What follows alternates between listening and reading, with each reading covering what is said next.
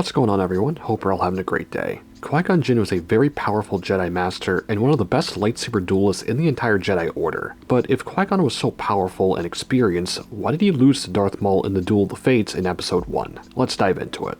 To fully grasp why Qui Gon lost, we'll need to dive into Qui Gon's background and experience as well as his dueling style.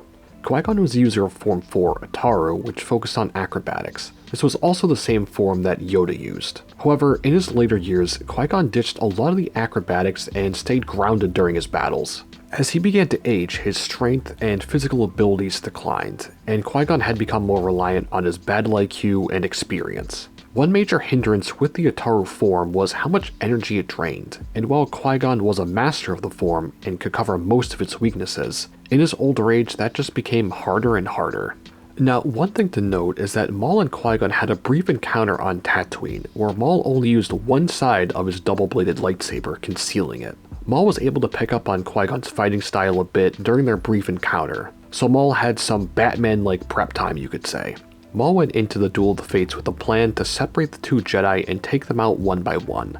Maul prolonged the battle with the older Jinn and let the Jedi Master tire himself out, as Qui Gon was 60 years old at this point, which was older than Obi-Wan when he fought Darth Vader on the first Death Star in A New Hope. Maul also brought the fight in the reactor room, which was a confined space, which was another weakness of the Ataru form, which focused on acrobatics. This forced Qui Gon to be more on the defensive, which at this point Qui Gon was fatigued, leading us to the main reason for Qui Gon's defeat, which was exhaustion. Where eventually, Qui Gon's defenses weakened and Maul dealt a killing blow. Another huge note was the Jedi of the prequel era were not used to fighting Sith or other lightsaber duelists, as the Sith were thought to be extinct at this time. Well, most of the Jedi training was geared towards fighting against blaster fire rather than lightsaber attacks.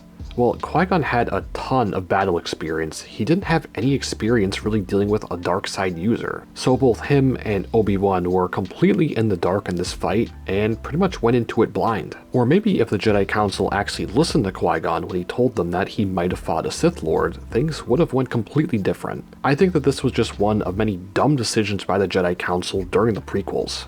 If they sent more Jedi, or even let's say they sent Yoda or Mace Windu to go along to investigate with Qui-Gon and Obi-Wan, Qui-Gon would have most likely have survived and would have had a huge impact on both Episode 2 and 3. I did make a video about what if Qui-Gon survived, so if you want to check out that one after watching this one, I'll leave a link to it at the end of this video. Overall, due to the fact that Qui-Gon used Form 4 Ataru, which drained a lot of energy, leading to his eventual exhaustion in his older age, was really the main reason why Qui-Gon lost to Darth Maul. Plus the fact that the Jedi weren't used to fighting Sith Lords, and their training mostly focused on blaster-wielding foes, didn't really help either. But let me know what you think, and what are your thoughts on the Duel of the Fates? But anyway, I hope you enjoyed, and I'll catch you in the next one. Peace.